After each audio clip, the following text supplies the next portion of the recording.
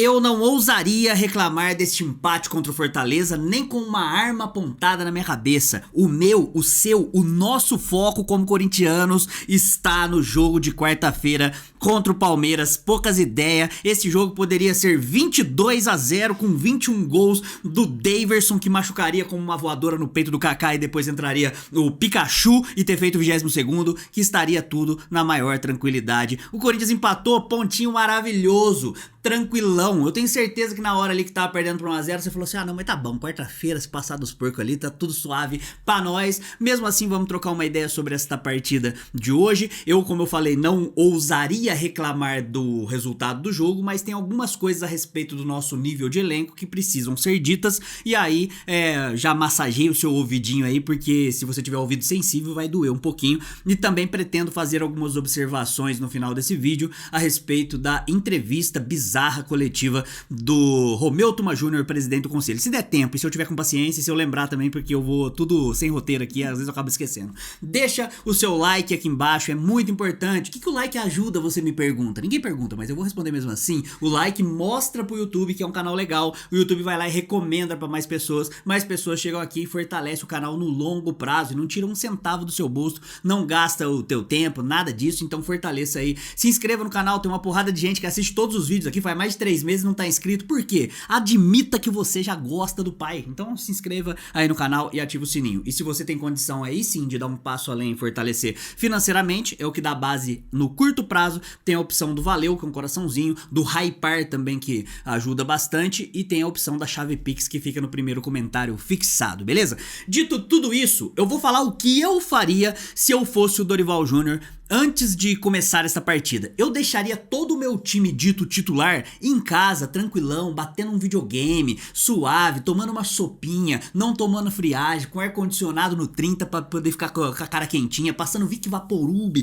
no peito e não sequer pensaria em levar eles pro jogo. Meu time teria entrado com Felipe Longo no gol, Léo Maná na esquerda, o Angileri mesmo que tem pra direita, ao contrário, né? O Léo Maná na direita, Angileri na esquerda, jogaria de Kaká e é o que tinha ali mesmo pra nossa zaga, Rian, Dieguinho, colocaria a base, o Kaique. Por que o Kaique não jogou no jogo desse? É algo inexplicável, pretendo falar sobre o Kaique também. Eu iria com reserva do reserva do reserva, se moscasse eu colocaria o sub-17. A gente não poderia correr o risco de perder um Hugo Souza numa dividida ali com algum atacante do Fortaleza, o próprio Yuri Alberto e tal, porque é um jogo muito importante, o derby das oitavas de final contra o Palmeiras, que não vai ser um jogo nada fácil, muito longe disso, vai ser um jogo bem complicado, bem truncado. Imagina você perder um Hugo Souza num jogo que tem uma grande possibilidade de ir pros pênaltis. O Dorival pensa diferente, por quê? Porque o Dorival tem o cu dele na reta, aí quem tem o cu na reta você toma as decisões que acha melhor ali, e ele optou por fazer um time meio mesclado, optou pelo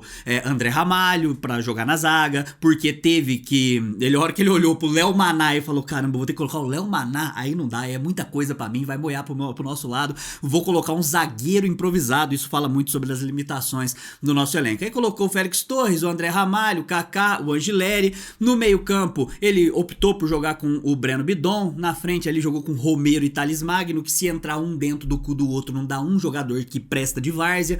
E é claro que o primeiro tempo foi um primeiro tempo mais difícil, mas o Dorival no segundo tempo foi lá e chamou os Vingadores. Ele falou: não dá pra ganhar desses caras, que essas carniças que a gente tá em campo. Então chamou o Memphis, o Yuri Alberto, o Carrijo, o Mateuzinho, o Rodrigo Garro, e aí entraram os Vingadores ali, entrou a Marvel pra poder tentar achar alguma coisa contra o Fortaleza. O Corinthians obviamente melhorou porque os caras são melhores, não tem muito segredo de análise. Você olha pro Memphis, é Memphis ou Thales Magno, mas nem no escuro você escolhe o Thales Magno, não tem como, entendeu? Se você tiver com cego, você não vai escolher. Se você não entender nada de bola, um cara que só assistiu um jogo de ping-pong a vida inteira, ele vai escolher o Memphis, não tem jeito. E aí Romero e Yuri Alberto, o Yuri Alberto é melhor, apesar de não estar vivendo aí um momento interessante. O Yuri Alberto é isso, né? É o topo parecendo Lewandowski, que ouvir o Jonathan Cafu, ele vai oscilando nisso, mas mesmo assim, não tem como. Rodrigo Garro, o próprio Carrijo, que entrou no segundo tempo. Beleza, aí o time do Corinthians melhora, começa a agredir um pouquinho mais o time do Fortaleza e consegue achar um gol muito interessante ali no finalzinho, que acabou dando este ponto pra gente. Um ponto que é importante, porque quando a gente vai olhar o meio da tabela do campeonato, a gente não tava tão distante assim da zona de rebaixamento. E aí é ruim você ficar perdendo ponto aí, por mais que era um jogo Sabe esse jogo meio que café com leite e tal, porque você tá focado na Copa do Brasil, mas não é muito bom você ficar dando sorte pro azar assim, e também não é nada que preocupasse tanto também se por acaso a gente tivesse perdido, porque a gente também não tá colado na zona de rebaixamento, por isso que esse jogo só não foi mais foda-se, porque a gente não tá um pouquinho mais pra cima. Se a gente tivesse ali no lugar do Mirassol, no lugar do Botafogo, nossa, aí realmente... tinha caído no esquecimento. Desculpa aí, eu tô meio gripado ainda. Vamos falar sobre o elenco, tá bom? O elenco precisa ser destacado. E aí, de novo, eu não vou reclamar do resultado. Era isso mesmo que tinha pra fazer. O foco total tá lá no Palmeiras.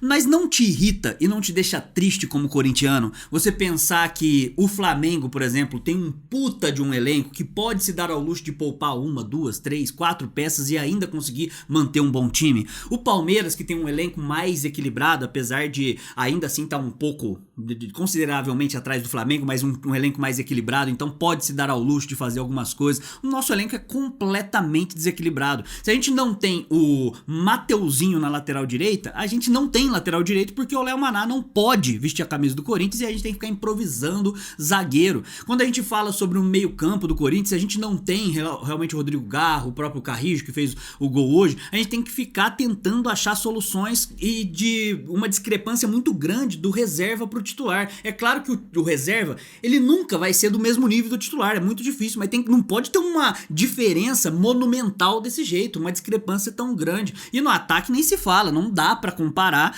o Yuri Alberto e o Memphis, apesar de eu ter algumas críticas quanto a eles, com o Thales Magno e o Romero. Eles são inexistentes. O Thales Magno, ele pede todas as bolas na hora que ele tá ali, ele fica de costa pro zagueiro e ele não consegue passar, não consegue driblar, não consegue pedalar, não consegue correr, não consegue finalizar. É bizarro o Thales Magno, mas eu não vou dedicar aqui também, mais uma vez, falar desse maluco aí que agora é consenso da torcida, mas eu lembro das primeiras críticas que eu tive com o Thales Magno aqui e que a torcida ficou me enchendo o saco, falando que eu tava querendo zicar o cara. Não precisa ser muito inteligente não, às vezes é só você deixar um pouquinho a paixão de lado e tentar entender de maneira mais racional as coisas. Você vai ver que tem jogador que não pode vestir a camisa do Corinthians.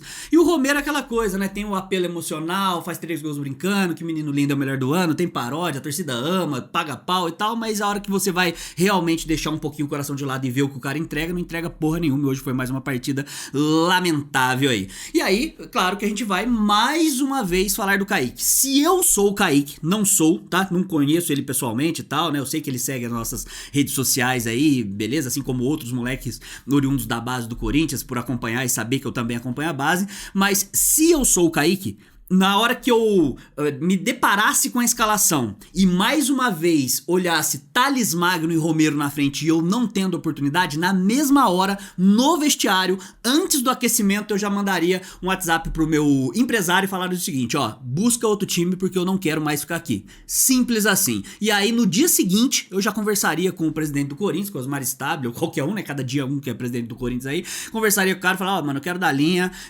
vamos fazer uma rescisão amigável aí, conversaria com o meu staff, com o empresário, com a minha família pra tentar achar um time de Série A ainda, pra poder fazer até uma ponte, né, empresta pra um time da Série A, aí ou vende pra um time da Série A, e aí depois faz uma ponte pra jogar o Campeonato Paulista do ano que vem no eixo aqui, né, então fica muito mais fácil como vitrine, pega 2 anos de contrato e aí sim vai ter oportunidade. Aqui no Corinthians, simplesmente ele tá sendo fritado. Eu acho que o Kaique vai ser o cara que vai chegar, vai levar o time nas costas e vai chamar toda a responsabilidade, nem acho isso, mas eu acho absurdo o cara não ter sequer oportunidade pra estar em campo. Nesse jogo foi mais uma bizarrice, eu já desisti de vê-lo em campo e eu torço muito pra esse moleque, porque eu sei que ele é bom de bola. Se ele conseguir ter a cabeça no lugar e dar um pouquinho de sorte também, porque o futebol não é só a habilidade e a parte psicológica, né? Tem que dar um pouquinho de sorte também, vai dar certo. Eu torço pra ele dar certo e eu torço pra dar certo, e aí aparecer torcedor agora que nem lembra que ele existe, ou os próprios filha da puta que tá dentro do Corinthians lá e falar, olha, ó, tá vendo, ó, o cara tá rendendo, ou querer falar assim, ó, tá vendo, cria do terrão, ó como é que tá voando na Europa. Meu sonho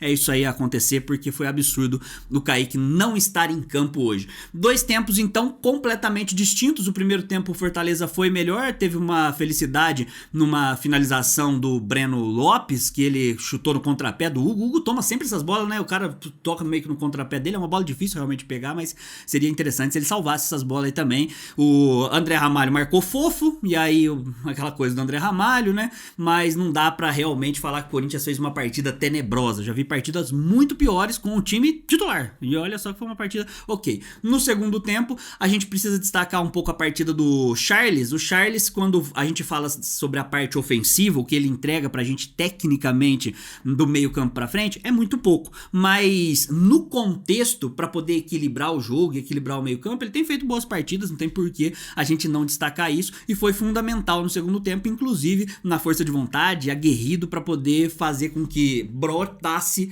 a jogada do gol do Corinthians, ok? E como eu falei, né, os caras entraram no segundo tempo e aí o jogo ficou um pouco melhor. O Yuri Alberto ainda não tá vivendo o melhor momento, o Garro também ainda não tá vivendo o melhor momento, o Memphis ali não tava, no auge, né, no momento máximo do Memphis, mas o Carrillo entrou bem e aí foi participativo, o Mateuzinho também, certo? E aí vamos dar as notas aqui. Nesse momento eu quero que vocês comentem aqui embaixo pra falar se vocês concordam com a nota, se não concordam com a nota. Não esqueça mais uma vez de deixar o like, se inscrever no canal, ativar o sininho, e quem puder fortalecer financeiramente, saiba que isso faz muita diferença mesmo. Às vezes não vai fazer falta vintão pra você aí, faz muita diferença pra gente aqui. Eu tava até acabando de falar pra primeira dama que eu preciso de uma câmera nova, porque essa câmera aí já tá completamente ultrapassada e já tá começando a dar uns BO, né? Bom, vamos lá. Notas para os jogadores que estavam em campo hoje do Coringão, tá? Hugo Souza, nota 5. Não achei que ele falhou no gol. A minha ponderação foi apenas desse chute no contrapé ali, que ele acaba não conseguindo fazer muita diferença. Teve um dos jogos que eu falei do Hugo, que eu fiz uma pequena crítica, não foi uma crítica na verdade, mas que já tocou no cu de uma parte da torcida aí, que você não pode falar nada, que os caras já ficam com o ouvidinho sangrando. Eu falei alguma coisa que, pô, o Hugo precisa fazer a diferença em alguns jogos. Porque é isso que eu espero de um goleiro gigantesco. Ele não tá falhando, nada disso, mas assim, ó, um goleiro grande, da grandeza do Corinthians, ele precisaria fazer diferença em alguns jogos que ele não tava fazendo, como ele tava fazendo no ano passado, no próprio Campeonato Paulista. Foi isso que eu ponderei, a galera fica me xingando à toa aí, tá? Nota 5, o Félix Torres, nota 3, eu nem consigo cobrar muito mais uma vez do Félix Torres, porque ele tava jogando improvisado na lateral direita. Aí você fala, pô, mas aí é ruim, né, Adalvo? Não dava pra colocar o Léo Maná? Não, eu prefiro o Félix Torres mesmo na lateral direita. Na verdade, eu prefiro a primeira dama na lateral direita do que o Léo Maná. E aí, nota 3 para o Félix Torres aí por estar quebrando um galho. O Ramalho, André Ramalho, tô dando nota 2,5. Pra mim ele foi mal no gol do Fortaleza. No geral da partida foi ok, não fez a diferença e tal. Quase fez um gol contra também. Mas beleza, nota 2,5 para o André Ramalho. Só não vai ser o pior da partida porque no ataque a gente teve a nossa dupla de ouro, né? Então nota 2,5 para o André Ramalho. Kaká, nota 5,5. Achei uma partida arroz com feijão do Kaká, que teve bons desarmes. Teve algumas bolas lá que ele tava mal compactado nas linhas, dentro do esperado ali, nota 5,5. Angileri, partidaça do Angileri, fazia tempo que eu não falava isso, renasceu, ressurgiu o Angileri, palmas pro Angileri. Primeiro tempo foi muito bom do Angileri, apoiando, né, na parte ofensiva, com bons cruzamentos e 2 boas finalizações, apareceu e ele tava meio sumido aí depois do Campeonato Paulista. Que bom que ele fez uma partida boa, nota 7 para Fabrício Angileri. O Rian, nota 4, eu achei que ele tava um pouquinho perdido ali em campo. Às vezes eu tenho a sensação, e aí eu vou compartilhar isso aqui, nem sei se faz sentido, talvez nem faça, né? Que o time não confia muito no Rian, porque o Rian é aquele primeiro volante que tem que vir buscar a bola, então ele busca no pé do zagueiro, busca no pé do lateral e tal, né? Aquele primeiro volante mesmo de saída. E aí eu tenho a sensação, às vezes, que os caras preferem não tocar pro Rian. Ele chega pertinho do Angileri, ele tá livre, o Angileri olha, vê que ele tá livre, aí tenta tocar pro, sei lá, pro Bidon, aí, ou toca pro zagueiro, e aí evita tocar. Pode ser só impressão, eu posso estar moscando aqui, mas faça questão de comentar aqui se você concorda comigo nisso aí. Nota 4 para o Rian. Charles, nota 7, partida boa do Charles, principalmente no segundo tempo, em nível de entrega. Claro que, mais uma vez, é o Charles, tecnicamente eu não vou esperar que ele seja o Messi, tá bom? Então, lá debaixo da trave, nada disso, mas no geral ali talvez ele tenha me surpreendido bastante, então vale o destaque.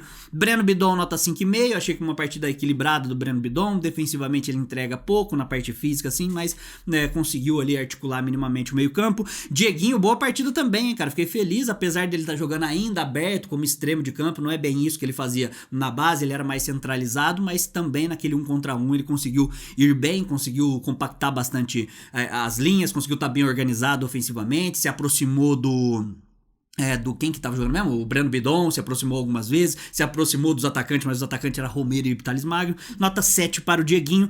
No ataque, aí vou deixar a sua escolha. Eu deixei nota 1 para Romero e nota 1 para Thales Magno. Aí você escolhe quem vai ser o pior da partida. Eu optei pelo Romero aqui, talvez por colocar na balança e ver que o Romero é um cara que tem muito mais prestígio que a torcida e blá blá blá. Então, como ele tem maior blindagem, eu prefiro dar o pior jogador da partida pra ele, mas acho justíssimo se você for de Thales Magno.